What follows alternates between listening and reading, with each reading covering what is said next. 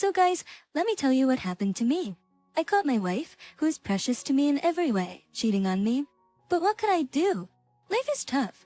And to make matters worse, I was also guilty of infidelity. Can you imagine? I for one couldn't. But it's the harsh reality. But first things first, I had a business trip. Everything was going as planned. I had packed for a couple of days and my wife had carefully packed my suitcase, knowing that I tend to get anxious during such trips. She looked at me with tears in her eyes, as if to say, "How will I survive without you, my dear?" I almost shed a tear myself, but I held back. I didn't want to appear weak before a business trip. My brothers and I had to go to another area to deal with a troublesome individual who refused to pay his debts. And as expected, I ended up being the one to handle the situation. But that's okay. We drove off, left the town behind, and were on the verge of reaching the neighboring areas when we received a call from our boss. He told us to come back as the debtor had returned the money with interest. Everything was sorted out, so we turned around and headed back. But what could we do? The whole day was wasted. We decided to go to the sauna to freshen up after the long journey. Some of the guys wanted to go see some girls, but I declined. I had been married for a year and I loved my wife. I had no intention of cheating on her. I wanted a normal, happy family. When I got home, I wanted to surprise my wife. I bought her a bouquet of roses. But when I entered the apartment, there was an eerie silence. I couldn't understand what was going on. My wife's clothes were still there, but there were also some unfamiliar clothes and men's shoes. I was confused. I went into the bedroom and found my wife with another man, both of them without any clothes on. I didn't have to use my brain to figure out what was happening. They weren't playing chess. I was so culturally shocked and upset, I couldn't believe it. But know what I mean, my friends? I may not be a weak guy, and I may not know how to fight, but I was no stranger to violence. I had been involved in street gangs as a kid, and later on, I trained in gyms and learned how to defend myself. But now, I was just bouncing off the walls like a ping-pong ball with no direction or purpose. Yes, I realize now that I had a great romance, but it ended with my fingers being dislocated. But it is what it is. Some may ask, why did this happen to me? What did I do to deserve this? I have no answers. All I know is that I was deeply hurt. My poetic and subtle nature was offended. It wasn't just about my wife cheating on me. It was about the betrayal and the loss of trust. It wasn't just some random guy jumping on a trampoline with my wife. But you have a brain. For this case, there are cars in which you can make lovey-dovey full length, or at least a shitty back alley if you can't stand it, but not my bedroom. It's where I sleep.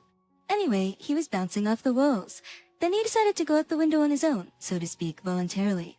Good thing we have a second floor, otherwise I wouldn't even know. But Ian here, the bastard managed to break his leg. My wife, my precious wife, went into the hallway while I was playing ping pong with her boyfriend.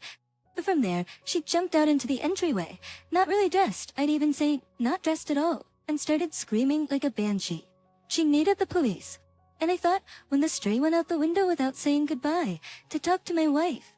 I go out the front door, and my neighbor is staring at my wife, his jaw on the floor. And he doesn't understand what his neighbor is asking him to do. And it would have worked if I hadn't turned my neighbor into his apartment. You should have a conscience, drilling into other people's wives with your bourgeoisie. My wife jumped out of the staircase at that moment. She had no shame or conscience at all. The children were walking there. Well, I think she will run and come back, at least to put on underwear and a robe. Otherwise, it's an outrage. What do the neighbors think of us? That's shame on them. There's an old lady here, a dandelion god. She used to work for the NGID when she was young, so she called the Special Forces from the Interior Ministry. Serious guys in helmets, armor, and machine guns. I even saw a couple of snipers and one machine gun. It's a good thing we turned in our guns when we arrived, or I wouldn't have needed Article 222 of the Criminal Code. Without talking to me like an honest kid, they stormed off as if I'd had taken hostages. I didn't want to aggravate the situation because I was in my own apartment and I felt sorry for it. I lay down as usual on the floor and put my hands on the back of my head. Occasionally, everything was as it should be. They put the bracelets on my hands and dragged me to the car. While we were driving to the department, I told them the reason for the commotion. I served the 3 hours I was supposed to. I wrote an explanation and told everything. I thought it was all over. But they tried to charge me with... I was charged with inflicting bodily harm of medium gravity. That was outrageous. There was an investigation and a trial. but my lawyer proved that I acted in a state of self-defense. So I was put on probation, but the friar wasn't satisfied. He sued me for his misery. Can you believe it? He's in my apartment, in my bedroom, on my bed, with my wife, and now I owe him compensation. He estimated his misery at $100,000. I was speechless. He needed cottage cheese and expensive calcium to heal his broken leg. I asked him, in a civilized manner, since we were in court, why he needed such expensive calcium. Does he import it from the Emirates? But the judge, looking at him with oddly amorous eyes, even though she was married, agreed with his arguments. I couldn't believe it. I had paid him the money, but the night wasn't over yet. My friends promised to take care of him. We'll find out why the calcium is so expensive. But the most important thing was dealing with my wife. She ran away and never came back. I filed for divorce myself, and then the outrage continued. First, my mother-in-law came to me. She's like a witch. She started blaming me, saying it was my fault that my wife didn't pay attention to her or buy her anything. I was shocked. I didn't buy her anything, and I even bought her things like rings, bracelets, hats, and jackets. But she still called me a stingy bastard. I sent her away without using any foul language or insults because I didn't want to go back to jail for 15 more days. My wife made sure I wouldn't forgive her.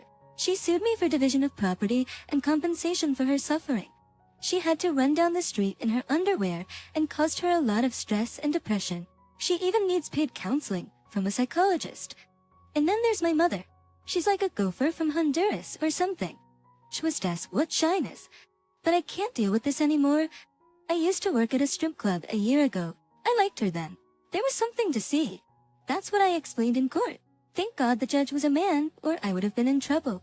A man is a man. Her claim was denied, and the division of property was a total disaster. She got nothing. 6 months later, I was single again. And then my ex-wife started calling me again. She wanted to know about my life and health. She even asked me out on a date. I know, brazen, like a super tanker for a sprint. I looked at myself in the mirror after that and saw a kind of normal man. I just began to find my composure. I regularly went to my inspector marked for my probation, so I wondered why I had to go through all this again. I have a stressful job as it is, so I put it on the back burner and eventually changed my number. What I want to say, my friends, is that there are advantages to still being single. You can go to the spa with fun girls. You're welcome. When you come home, the bedroom is clean and there are no strangers. This is especially true for all sorts of obscure freaks. By the way, the guy was still on the meter, but I was careful. He gave me 160 grand. I also needed calcium-filled cottage cheese, and it wasn't cheap after all that stress. Now let's move on to the second story. If I had heard that, I probably would have thought the whole story was made up. But alas, it wasn't. Things like that on TV happen in real life too, and I am the sad proof of that. I grew up in a village and was a typical boy. Soccer, hide and seek, cigarettes, then alcohol and discos. I didn't want to settle down when I graduated from high school. I did anything to make some money for fun. I did pretty well, even though my positions weren't very prestigious. I was a chauffeur for a businessman friend, and he paid me well. When he disappeared, we rented a diner, and everything was going well until my partner and I have a fight. In short, I always had at least some money, and today I think that's what attracted Enya to me. The first time I saw her, I was ready to do anything to win her favor. I knew at once that it was her, but I wasn't sure if she liked me since I wasn't lucky with girls. But that wasn't the case in that situation. We started dating, and after 8 months, she told me the good news that we were expecting a baby. We had a great wedding. I was happy, but at the same time, I knew that I would have to find a job where I could make more money. For the first 2 years, I worked continuously away from home in a foreign city. Then I got a job on a rotational basis in another city. The work schedule was month after month, so I managed to take care of little Dasha as well. My acquaintances said that I was spoiling her, but I just wanted to make up for the fact that she hadn't seen her father for a long time. I wanted to do everything for her. After a while, however, I got a better offer. The problem was that I originally had to take a pre-med course. I hesitated, but I agreed, especially since Annie really wanted it. The first few months were tough, but I eventually got the hang of it. Everything went well, and Annie was also happy. Of course, we had some bad moments, especially because she spent a lot. But overall, we were happy, and little Dasha grew up. I didn't even notice when she went to school. Things went wrong last summer.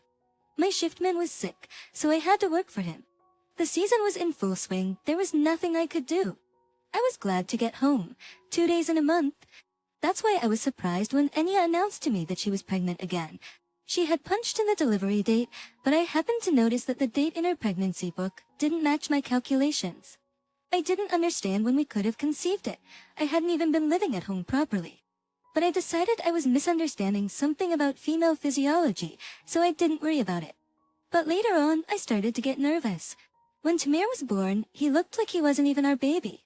When I went to their maternity hospital, I looked up his blood type in his medical records. After searching the internet for information based on our blood types, I realized that Tamir could not be my son. It was a punch below the belt. I never suspected any of anything. I guess the assumption that women are better at hiding cheating than men is probably true. They know how to hide it. When I confronted her with the fact, she denied it at first. I went into such a frenzy that I almost hit her, and she got scared. She confessed to everything. It turned out that Dasha wasn't mine either, which I didn't expect at all. Each child had a different father, so she had changed her mind once. I was just furious, and I was really afraid I was going to kill Anya. I don't understand how she could do that to me. I left for good in another city, and I want to forget about the children who are not even mine. I have to forget the past and start a new life. Story 2. I have a history of cheating on my wife. I am healthy and capable of having children. I have been married for over 12 years. My daughter is 9. My wife, of course, was not and is not passionate, but I treat her as my closest and dearest person. By the way, I have never cheated on her. My wife always wanted a second child. I put it off and kept avoiding a direct answer to the question of when. I wanted one or the other. I wanted a loan. I did not want additional obligations, frankly speaking. I felt that I would not be able to afford it. Suddenly, she told me that she was pregnant. I was very surprised and tense, but I didn't ask any questions. I was afraid to offend her. Well, nothing to do. I held my breath and began to wait for the birth of the child. I remember I wanted him to look like me, a boy. A boy was born while still in the maternity ward. My wife sent me pictures, and the baby seemed too ugly. I didn't have that feeling with my daughter, but then I thought that all children on the day of birth are not handsome, and scolded myself for the dark thoughts. Next I raised him and loved him a lot. But at the same time, I saw that there was nothing of me in him, nothing at all. Even his character was very different from my daughter's. He had a peculiar smell that I could detect. Sometimes I would ask my wife questions. Why didn't he look like me? She would answer that he looked like her, that it happens and can't be helped. I even said to my wife, "Do you mind if I do?" She said, "No problem." I remember being very annoyed by people saying that my son didn't look like me in company or when I showed a picture to someone. Eventually, 3.5 years later, I decided to do a DNA test. My wife found out when the child himself told her that he had gone to the hospital with Daddy and had his blood drawn. I didn't deny it. There was a scandal with my wife.